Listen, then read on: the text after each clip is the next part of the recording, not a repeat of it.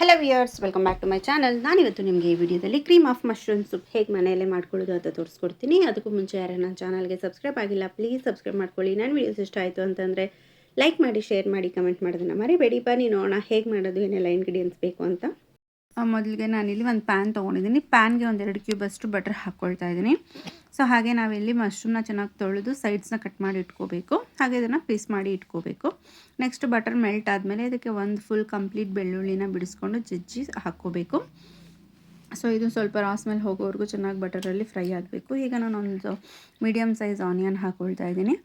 ಇದು ಅಷ್ಟೇ ರಾಸ್ ಮೇಲೆ ಹೋಗೋವರೆಗೂ ಚೆನ್ನಾಗಿ ಫ್ರೈ ಮಾಡ್ಕೋಬೇಕು. ಇದು ಸ್ವಲ್ಪ ಗೋಲ್ಡನ್ ಬ್ರೌನ್ ಕಲರ್ ಬರೋವರೆಗೂ ಆನಿಯನ್ಸು ಫ್ರೈ ಆಗಬೇಕು. ಸೊ ನೆಕ್ಸ್ಟ್ ನಾವು ಕಟ್ ಮಾಡ್ಕೊಂಡಿರೋವಂಥ ಮಶ್ರೂಮ್ಸ್ನ ಹಾಕ್ಕೋಬೇಕು. ಮಶ್ರೂಮ್ಸ್ ಅಷ್ಟೇ ಸಾಫ್ಟ್ ಆಗೋವರೆಗೂ ಚೆನ್ನಾಗಿ ಫ್ರೈ ಮಾಡಬೇಕು. ಸೊ ನೆಕ್ಸ್ಟ್ ಈಗ ಇದಕ್ಕೆ ರುಚಿಗೆ ತಕ್ಕಷ್ಟು ಉಪ್ಪು ಮತ್ತು ಪೆಪ್ಪರ್ ಪೌಡ್ರ್ ಹಾಕ್ಕೊಳ್ತಾ ಇದ್ದೀನಿ. ಒಂದು ಅರ್ಧ ಸ್ಪೂನಷ್ಟು ಪೆಪ್ಪರ್ ಪೌಡ್ರ್ ಹಾಕ್ಕೊಳ್ತಾ ಇದ್ದೀನಿ. ನೀವು ಆಮೇಲೆ ಬೇಕಂದರೆ ಖಾರ ನೋಡ್ಕೊಂಡು ಹಾಕ್ಕೋಬೋದು. ಸೊ ಪೆಪ್ಪರ್ ಪೌಡರ್ನ ತುಂಬ ನುಣ್ಣಗಿರೋ ಫೈನ್ ಪೌಡ್ರ್ ಹಾಕ್ಕೋಬೇಡಿ, ಸ್ವಲ್ಪ ತರಿಯಾಗಿ ಕುಟ್ಕೊಂಡು ಹಾಕ್ಕೊಳ್ಳಿ. ಹಾಗೆ ಇದಕ್ಕೆ ಒಂದು 1/4 ಸ್ಪೂನಷ್ಟು ಎಲ್ಲೋ ಹಾಕ್ಕೊಳ್ತಾ ಇದ್ದೀನಿ. ಸೊ ಇದಿಷ್ಟನ್ನು ಚೆನ್ನಾಗಿ ಫ್ರೈ ಮಾಡ್ಕೋಬೇಕು. ಈ ವೆದರ್ಗೆ ಬಿಸಿ ಬಿಸಿಯಾಗಿರುವಂಥ ಸೂಪ್ ಕುಡಿಯೋದ್ರಿಂದ ಚೆನ್ನಾಗಿ ಅನಿಸುತ್ತೆ. ಇದು ನಾನು ಮಾಡ್ತಿರೋದು ಒಂದು 2 ಕಪ್ ಅಷ್ಟು ಸೂಪ್ ಆಗುತ್ತೆ. ಸೊ ನೀವು ಬೇಕಂದರೆ ನೋಡ್ಕೊಂಡು ಕನ್ಸಿಸ್ಟೆನ್ಸಿ ಮತ್ತು ಮಶ್ರೂಮ್ ಎಷ್ಟು ಹಾಕಬೇಕು ಅಂತ ನೋಡ್ಕೋಬೋದು. ನಾವು ಬೇಕಂದರೆ ಸ್ವಲ್ಪ ಸಾಲ್ಟ್ ಮತ್ತು ಪೆಪ್ಪರ್ ಆ್ಯಡ್ ಮಾಡ್ಕೋಬೋದು. ಖಾರ ಚೆಕ್ ಮಾಡಿಕೊಂಡು ನಾನಿಲ್ಲಿ ಖಾರಕ್ಕೆ ಸ್ವಲ್ಪ ಪೆಪ್ಪರ್ ಹಾಕ್ತಾಯಿದ್ದೀನಿ, ಹಾಗೆ ಸಾಲ್ಟು ಸ್ವಲ್ಪ ಹಾಕ್ಕೊಳ್ತಾ ಇದ್ದೀನಿ. ಸೊ ಇದಿಷ್ಟು ಚೆನ್ನಾಗಿ ಫ್ರೈ ಆದಮೇಲೆ ಇದನ್ನು ಕೂಲ್ ಮಾಡಿಕೊಂಡು ನಾವು ಮಿಕ್ಸಿ ಮಾಡ್ಕೋಬೇಕು.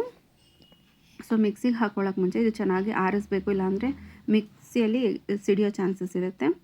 ಸೊ ನಾವೀಗ ಗ್ರೈಂಡ್ರಿಗೆ ಇದನ್ನು ಟ್ರಾನ್ಸ್ಫರ್ ಮಾಡ್ಕೊಳ್ತಾ ಇದ್ದೀನಿ. ಇದ್ರ ಜೊತೆಗೆ ನಾನು ಅಮೂಲ್ದು ಫ್ರೆಶ್ ಕ್ರೀಮ್ ಯೂಸ್ ಮಾಡ್ತಾಯಿದ್ದೀನಿ. ಇಲ್ಲಿ ನಾನು ಒಂದು 2ರಿಂದ 3 ಸ್ಪೂನಷ್ಟು ಯೂಸ್ ಮಾಡ್ಕೊಳ್ತಾ ಇದ್ದೀನಿ. ಇದು ಹಾಕೋದ್ರಿಂದ ಸ್ವಲ್ಪ ಟೇಸ್ಟ್ ಚೆನ್ನಾಗಿ ಅನಿಸುತ್ತೆ. ಹಾಗೆ ಹೋಟೆಲಲ್ಲಿ ಹೇಗೆ ಬರುತ್ತೋ ಅದೇ ಥರ ಸೂಪ್ ನಿಮಗೆ ಕನ್ಸಿಸ್ಟೆನ್ಸಿ ಬರುತ್ತೆ. ಇಲ್ಲಿ ನಿಮಗೆ ತೋರಿಸ್ತಿದ್ದೀನಲ್ಲ, ಈ ಕನ್ಸಿಸ್ಟೆನ್ಸಿಗೆ ನಾವು ಪೇಸ್ಟ್ ಮಾಡ್ಕೋಬೇಕು. ಇದಕ್ಕೆ ನೀರೇನು ಆ್ಯಡ್ ಮಾಡೋಷ್ಟಿಲ್ಲ. ಸೊ ನೆಕ್ಸ್ಟ್ ನಾನು ಈ ಪೇಸ್ಟನ್ನು ಡೈರೆಕ್ಟಾಗಿ ಸೇಮ್ ಪ್ಯಾನ್ಗೆ ಟ್ರಾನ್ಸ್ಫರ್ ಮಾಡ್ತಾಯಿದ್ದೀನಿ. ನೀವು ಬೇಕಂದರೆ ಬಟರ್ ಹಾಕ್ಕೊಂಡು ಆಮೇಲೆ ಟ್ರಾನ್ಸ್ಫರ್ ಮಾಡ್ಬೋದು.